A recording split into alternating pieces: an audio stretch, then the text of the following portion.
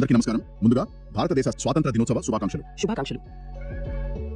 ఈ రోజు మనం హైదరాబాద్ రియల్ ఎస్టేట్ మార్కెట్ కి సంబంధించి కొన్ని ముఖ్యమైన వార్తలను పరిణామాలను కొంచెం లోతుగా చూద్దాం.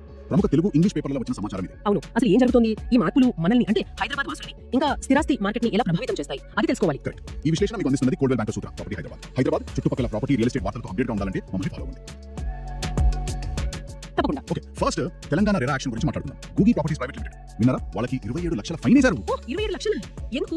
ఏమైంది? అదే రంగారెడ్డి జిల్లా ఇబ్రాహీంపట్నం మండలం నోములలో శాటిలైట్ టౌన్షిప్ అని ఒక ప్రాజెక్ట్. దానికి రెరా రిజిస్ట్రేషన్ లేదు, లేఅవుట్ పర్మిషన్ కూడా లేవు, అయినా ప్లాట్లు అమ్మేశారు.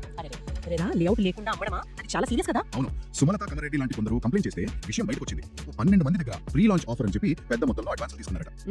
ఈ ప్రీ లాంచ్ ఆఫర్లు ఎప్పుడు కొంచెం రిస్కే మరి. కరెక్ట్. 2 ఏళ్లైనా ప్రాజెక్ట్ లో ఏమి డెవలప్మెంట్ లేదట, కనీసం ప్లాట్లు కూడా మార్క్ చేయలేదట. ఇంకో విషయం ఏంటంటే 1000 ఎకరాల టౌన్షిప్ అని ప్రచారం చేశారు, కానీ రికార్డులో చూస్తే 334 ఎకరాల 29 గుంటలే ఉందట. ఓహో, అంటే చెప్పిన దానికన్నా చాలా తక్కువ ఉందన్నమాట. అంతే. షేక్ అక్బర్, కె నరసింహారెడ్డి అని ఇంకా ఇద్దరు పేర్లు కూడా ఈ సంస్థతో లింక్ అయ్యాయంటున్నారు. మొత్తానికి కొన్నవాళ్ళు పెట్టిన డబ్బులు 10.8% వడ్డీతో కలిపి 30 రోజులు తిరిగి ఇవ్వాలని రెరా ఆర్డర్ వేసింది. అమ్మయ్య, కొన్న వాళ్ళకి కొంచెం ఊరట. చూడండి, రెరా రిజిస్ట్రేషన్, లేఅవుట్ అనుమతులు ఇవి చాలా చాలా ముఖ్యం. కొనుగోలుదారులకి ఇవే రక్షణ. నిజమే. ఇలాంటి కేసులు ముఖ్యంగా ఈ ప్రీ లాంచ్ పేరుతో అమ్మే వాటిలో ఎంత జాగ్రత్తగా ఉండాలో తెలియజేస్తున్నాయి. అసలు ఏదైనా ప్రాపర్టీ కొనే ముందు కొనేవాళ్ళు సొంతంగా అన్ని చెక్ చేసుకోవాలి. అదే డ్యూ డిలిజెన్స్ అంటాం కదా, అది తప్పనిసరి. ఈ ఫైన్లతో ఇలాంటివి ఆగుతాయంటారా, లేక రెరా ఇంకా స్ట్రిక్ట్ అవుతుందంటారా? చూడాలి. ఇది ఒక హెచ్చరిక లాంటిది అనుకోవచ్చు. రెగ్యులేటరీ బాడీస్ కొంచెం యాక్టివ్ అవుతున్నాయి అనిపిస్తుంది. ఓకే, ఇక రెరా విషయం పక్కన పెడితే ప్రభుత్వం ఇంకో కీలకమైన నిర్ణయం తీసుకునేలా ఉంది. అదేంటంటే ఓఆర్ఆర్ లోపల వెలుపల కూడా స్థిరాస్తుల మార్కెట్ విలువలు మారుస్తున్నారట. అవునా? మార్కెట్ వాల్యూస్ రివిజన్ అంటే జీహెచ్ఎంసీ, మున్సిపాలిటీలు, కార్పొరేషన్లు అన్నిట్లోనా? అవును, జీహెచ్ఎంసీ 20 మున్సిపాలిటీలు 7 కార్పొరేషన్ల పరిధిలో ఇది అమలు చేస్తారట. అసలు గవర్నమెంట్ మార్కెట్ వాల్యూకి బయట మార్కెట్లో రేటుకి చాలా తేడా ఉంటుంది కదా. అవును, చాలా గ్యాప్ ఉంది. ఆ గ్యాప్ ని తగ్గించడమే లక్ష్యమట.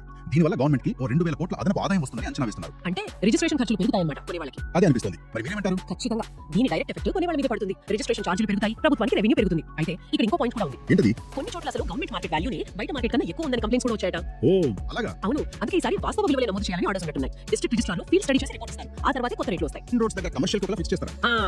సాధారణంగా అలాగే చేస్తారు. రెసిడెన్షియల్ ఏరియాలకు ఒకేలా ఉండొచ్చు, కానీ మెయిన్ రోడ్ల దగ్గర కమర్షియల్ యాక్టివిటీని బట్టి విలువ ఎక్కువ ఉంటుంది. చూడాలి మరి ప్రభుత్వ ఆదాయం ఆలోచన ఒకవైపు, సామాన్యులపై భారం మరోవైపు. ఇది ఎలా బ్యాలెన్స్ చేస్తారో. అవును, సరే, ఇక మరో టాపిక్.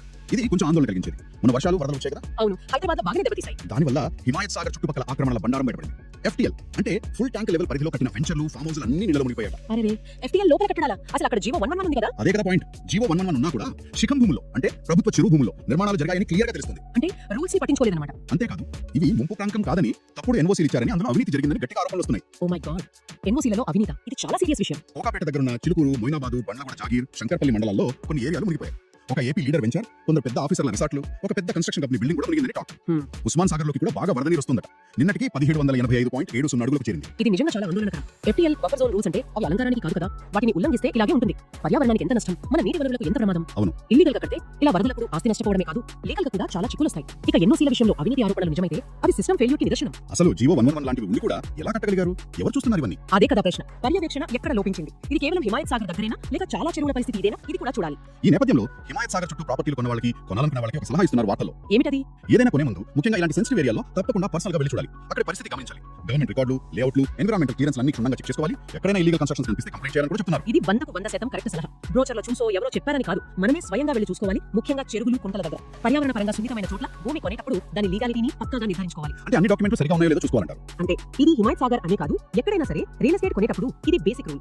ఇన్ఫార్మ్డ్ డిసిషన్స్ అంటే అన్ని తెలుసుకుని తీసుకునే నిర్ణయాలే ఇన్వెస్టర్లను కాపాడతాయి. మొత్తం మీద చూస్తే ఈ రోజు మనం మాట్లాడుకున్న విషయాలు అంటే రెరా యాక్టివ్ అవడం, మార్కెట్ వాల్యూస్ మారితే రిజిస్ట్రేషన్ ఖర్చులు పెరిగే అవకాశం, ఈ వరదల వల్ల బయటపడ్డ ఎన్విరాన్మెంటల్ ఇష్యూస్, ముఖ్యంగా సెన్సిటివ్ జోన్స్ లో కొనే వాళ్ళు జాగ్రత్తగా ఉండాల్సిన అవసరం, ఇవన్నీ హైదరాబాద్ రియల్ ఎస్టేట్ ఎంత కాంప్లెక్స్ గా ఉందో చూపిస్తున్నాయి. నిజమే. ఈ పరిణామాలన్నీ ఒక పెద్ద ప్రశ్నను లేవనెత్తుతున్నాయి. ఇంత వేగంగా పెరుగుతున్న హైదరాబాద్ లో సేఫ్ రియల్ ఎస్టేట్ ఇన్వెస్ట్మెంట్ అంటే ఏంటి? అసలు డెవలప్మెంట్ కి, రూల్స్ పాటించడానికి, పర్యావరణాన్ని కాపాడుకోవడానికి మధ్య సరైన బ్యాలెన్స్ ఎలా సాధించాలి? ఇది ఇప్పుడు మన ముందున్న పెద్ద సవాల్. అవును, ఆలోచించాల్సిన విషయమే. సరే, వినందుకు ధన్యవాదాలు. ఈ విశ్లేషణ మీకు అందించిన వారు కోల్డ్వెల్ బ్యాంకర్ సూత్ర ప్రాపర్టీ హైదరాబాద్. ధన్యవాదాలు. మరో విశ్లేషణతో మళ్ళీ కలుద్దాం.